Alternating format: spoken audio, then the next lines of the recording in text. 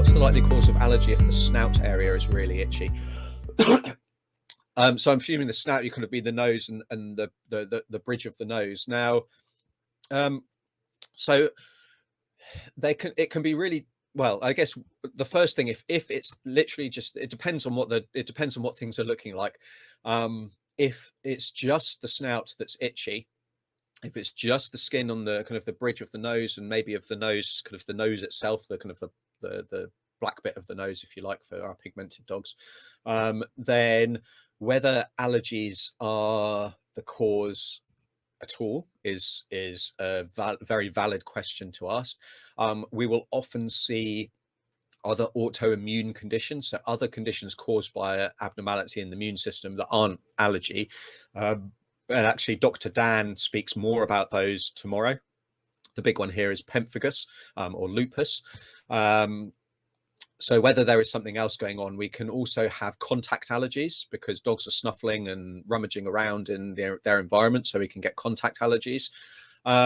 Equally, we think of our atopic dermatitis, our environmental allergies, as affecting face and feet. So if your dog's also chewing their feet and yeah, they're kind of generally itchy around their head and their ears, then that can be the case. We can also get problems with, say, like zinc deficiency and things like that, which can cause problems with the nose and with the pads.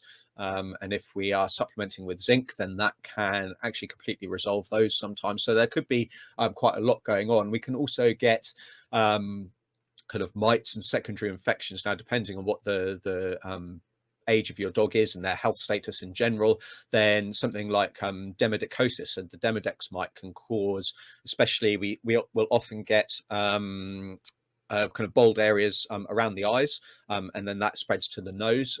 It kind of almost looks like spectacles, like glasses, and that in itself, Demodex often isn't itchy in itself at the very early stages, but typically we then get secondary infections and other changes within the skin that then becomes very itchy, and then we get these lesions and things like that. Ultimately, I guess, Linda, that's a good question from regards pattern, what we'd call pattern recognition, which is how can we do specific allergies have a certain pattern of where they cause itchiness? And they do to a certain extent. So fleas and things are often at the kind of the tail base, at the rump, the back of a dog. Face and feet for our atopic dermatitis is general itchiness for our food allergies. We also get a seasonal pattern, so just particular times of year, more commonly with our atopic dermatitis, our environmental allergies. But those are generalizations, and it's not possible to make a definitive diagnosis based just on the pattern. In the majority of cases, there are going to be exceptions to every rule, but it might make us more suspicious of one than the other, but it's often very difficult, if not impossible, to say with certainty without maybe having a treatment trial, without running certain tests. That's skin scrapes, hair plucks, maybe even biopsies, blood testing to look for thyroid disease, to look for other hormonal abnormalities, other problems going on. And also we can do blood tests for our environmental allergies as well. Not food though, which is kind of something that I discussed yesterday as well. So hopefully that answers your question there, Linda. Ella, what causes dry, crusty nose? Can omega-3 help? Yeah, good question, Ella. I guess that kind of links a little bit to Linda's question just gone. So yes, it can help. We can dry, crusty nose. So that we can get, I'll start again. We can get an abnormal keratin formation. Now that can cause a crusty nose where we kind of, it's almost like the nose is kind of sprouting and growing.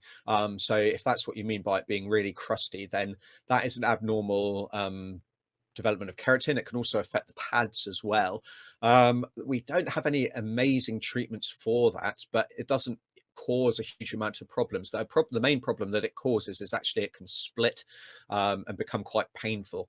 And so our general treatment is to provide a moisturizer and barrier to that nose. So in the form of kind of Vaseline petroleum jelly, or our baby barrier creams. Depending on where you are in the world, there'll be different different products available. Vaseline, I believe, is fairly worldwide. So omega-3 certainly is something that would be worthwhile. Omega-6s as well. So I think that supplementation would be worthwhile, especially if there is problems within the skin as a whole.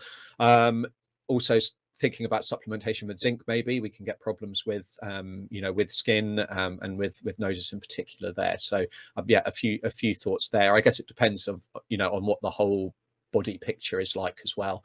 But yeah, some thoughts there with just that crusty nose and also general skin. Keeping your dog's skin supple and moist is more than just applying lotion or cream like you would to your own. It is a total body effort that begins from within. Find out how to condition your dog's dry skin in this next video.